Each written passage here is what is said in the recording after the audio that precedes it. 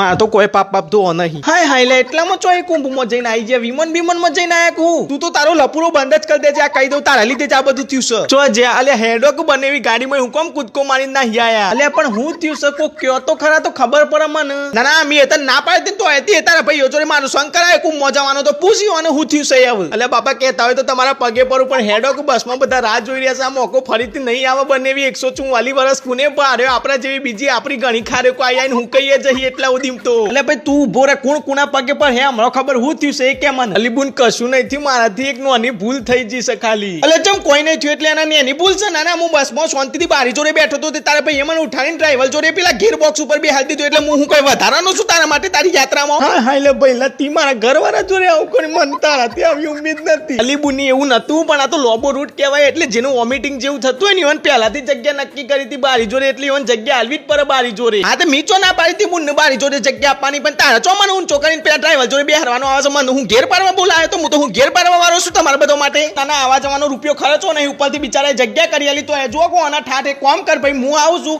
હું આને પડી દેવા દે તું હેડ હું આવું છું તું પછી ઘેર આય પછી તારી વાત છે અરે હેડો હેડો લજવી મારા કે શરમ વગરના માણસ ને તું એવું ડાચું ભાઈ ના માણસ ને જોઈ રહ્યો છો આન તો પડી જ રવા દેવાના ના તો કુંભમાં ના હે ને તો એનો તો પાપ ધોવાયો નહીં કારણ કે હોય તો ઘણોના લગનોમાં ડુંગું ફેવ્યું છે તું હેડો એટલે હા હા બનેવી ને મોક્ષ નહીં મળે તો કાગરો બનીને રખરહી